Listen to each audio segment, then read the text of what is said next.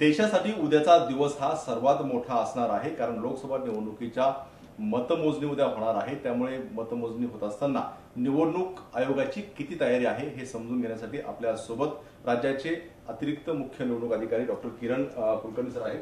Sir, खरं तर उद्या मतमोजणी आहे, सगळ्यात मोठा दिवस मानला जातोय।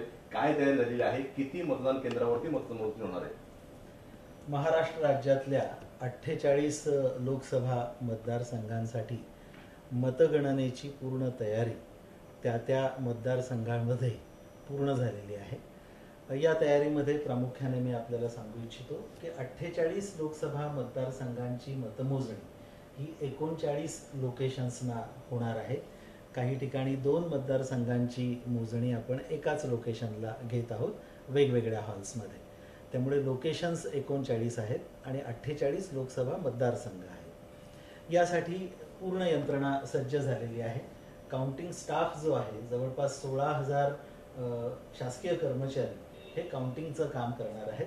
ईव्हीएम मशीन्समधनं मतांची गणना करणार आहेत आणि त्यासाठीचं त्यांचं ट्रेनिंग सुद्धा पूर्ण झालेलं आहे।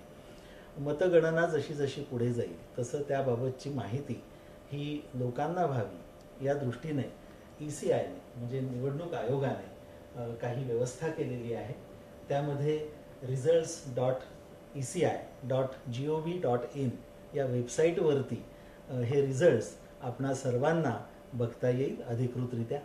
त्याचबरोबर व्होटर्स ॲप हे जे ॲप आहे त्या ॲपवरती सुद्धा हे रिझल्ट्स उपलब्ध होणार आहेत। सर, मतमोजणी केंद्रावरती नेमकी कशी तयारी असणार आहे? कायद्यावर सुव्यवस्था प्रश्न निर्माण होणार म्हणून काय नेमकं करण्यात आलेलं आहे? आतमध्ये कोणाला प्रवेश देण्यात येणार आहे? काही मोबाईल अलाउड आहे का? हे काय नेमकी नियमावली केलेली आहे? मतमोजणी केंद्रावरती मोबाईल अलाउड नाहीत। ज्यांना मोबाईल असणे आवश्यक आहे, उदाहरणार्थ आपल्या काही ATMS या सॉफ्टवेअरवरती जी मतं प्राप्त होतात आपल्या मिलिटरीमधल्या सगळ्या मतदारांकडून, त्याच्यासाठी काही मोबाईलवरती येणारा OTP मिळण्यासाठी म्हणून मोबाईल ज्या कर्मचाऱ्यांचा आवश्यक आहे अशांच्या यादीला स्वतंत्रपणे मान्यता देण्यात आलेली आहे। फक्त त्यांनाच आपला मोबाईल आत नेता येईल, मतमोजणी केंद्रामध्ये नेता येईल। तिथे सुद्धा तो सायलेंट मोडवरतीच ठेवावा लागेल। त्याचबरोबर भारत निवडणूक आयोगाचे जे केंद्रीय निरीक्षक आहेत त्यांचा मोबाईल अलाउड असेल। त्याचबरोबर निवडणूक निर्णय अधिकारी आणि जिल्हा पातळीवरती जिल्हा निवडणूक अधिकारी यांचे मोबाईल अलाउड असतील। बाकीच्यांना मोबाईल नेणे अलाउड नाही। त्यासाठी मोबाईल जमा करण्याची सुविधा प्रत्येक मतमोजणी केंद्रावरती बाहेरच्या बाजूला करण्यात आलेली आहे। सिक्युरिटीची पूर्ण व्यवस्था करण्यात आलेली आहे। आपल्याला कल्पना आहे त्याप्रमाणे स्थानिक पोलीस, त्याचबरोबर CAPF आणि राज्याचं सशस्त्र दल या तिन्ही पद्धतीने सुरक्षा व्यवस्था कडेकोट करण्यात आलेली आहे। पत्रकारांसाठी विशेष कक्ष प्रत्येक मतमोजणी केंद्रावरती उभारण्यात आलेला आहे आणि मतमोजणीचं कामकाज हे सकाळी 8 वाजता सुरू होणं अपेक्षित आहे।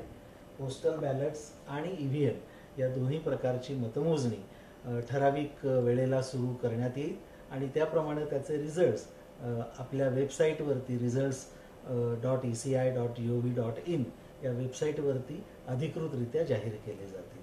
सर, अनेकदा पाहायला मिळालं की अनेक मतकेंद्रावरती जे आहे ते मतमोजणी लवकर होत आहे, रात्री उशिरापर्यंत होती। हे सगळं टाळण्यासाठी यावेळेस काही खबरदारी घेण्यात आली? मतमोजणी उशिरा किंवा लवकर हा विषय फारसा महत्त्वाचा नसून मतमोजणी ही अचूक रीतीनं व्हावी आणि त्यासाठीचे जे नियम आहेत त्या तरतुदीनुसार व्हावी हे जास्त महत्त्वाचं आहे। त्या दृष्टीने प्रशिक्षणामध्ये नियमांबद्दल पूर्ण माहिती आमच्या स्टाफला देण्यात आलेली आहे।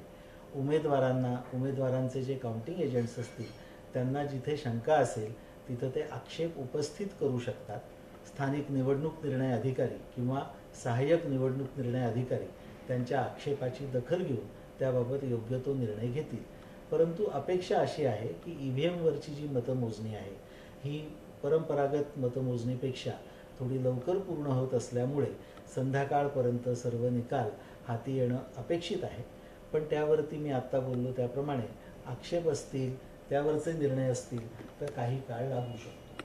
खरं तर अनेक आरोप प्रत्यारोप होत असतात। मतदानाच्या दिवशी सुद्धा आरोप झालेले होते, मतमोजणी सुद्धा आरोप प्रत्यारोप इतर वेळेस पाहायला मिळालेले आहेत।